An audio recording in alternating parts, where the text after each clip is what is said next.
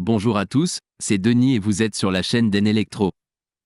Très souvent, de nombreux radioamateurs doivent alimenter un ventilateur de 12 volts à partir d'une tension plus élevée. Les tensions d'alimentation peuvent être différentes, 15,18, 24 volts et même 50. La résistance la plus ordinaire peut nous aider à résoudre ce problème. Avec son aide, vous pouvez soulager l'excès de stress.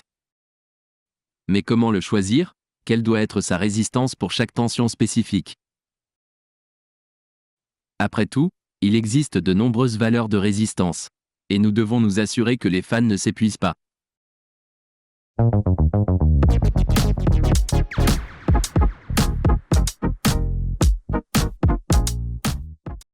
Pour connaître la résistance de la résistance, nous devons connaître les caractéristiques de fonctionnement du ventilateur. Il s'agit de la tension d'alimentation et de la consommation de courant. Dans ce cas, à 12 volts, le ventilateur consomme 170 mA.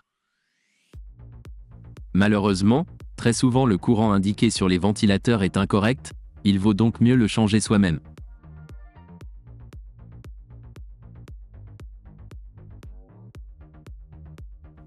J'ai fourni 12 volts du convertisseur. Le ventilateur consomme environ 140 mA. La différence avec le courant déclaré est de 30 mA. Si vous soulevez le ventilateur pour qu'il puisse aspirer de l'air, les lectures changeront légèrement. Maintenant que je sais combien de courant consomme le ventilateur, je peux faire les calculs nécessaires. Dans cet exemple, je prendrai la tension d'alimentation du ventilateur de 24 volts. Mais cette méthode de calcul sera vraie pour toutes les autres tensions.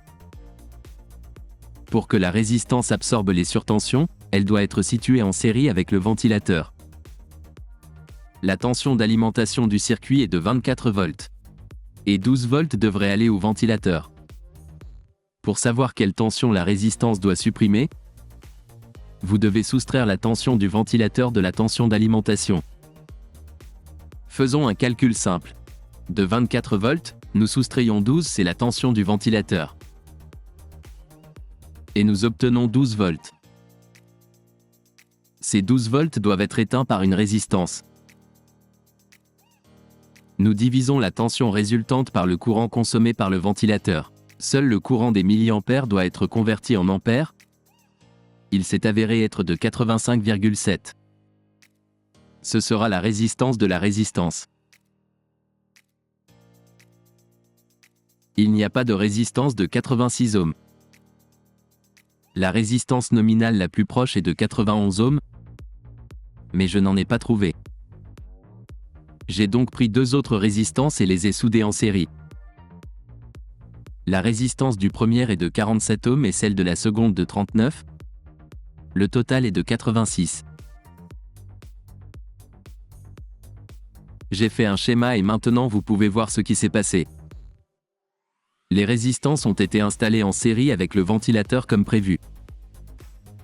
Je l'allume. La tension est de 24 volts, mais le courant reste le même, environ 140 mA. Je vais prendre un multimètre et mesurer la tension à tous les nœuds du circuit.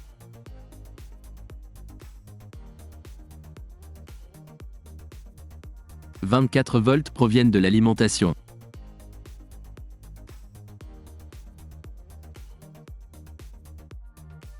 Parmi ceux-ci, seuls 12,2 volts atteignent le ventilateur.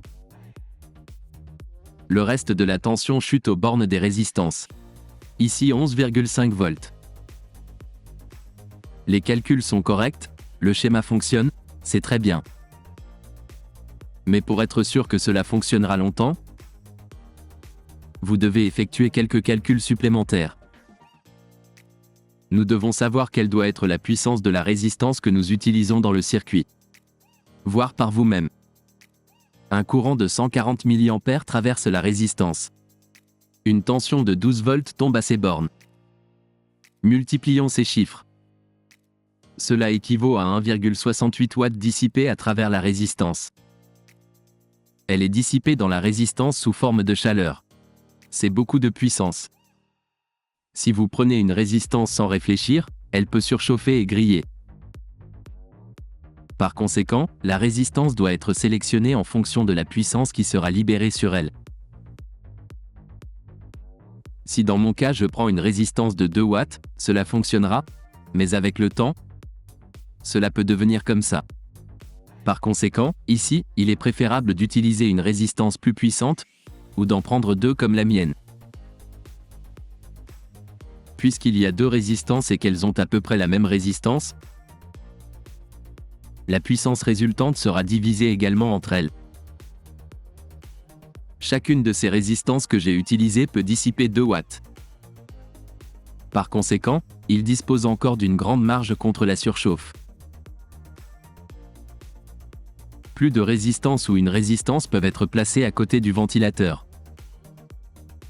Si le chauffage n'est pas fort, alors vous pouvez le placer à l'avant, du côté où l'air est aspiré. Ici, les courants d'air sont plus minces. Et si le refroidissement doit être renforcé, alors nous installons des résistances à l'arrière.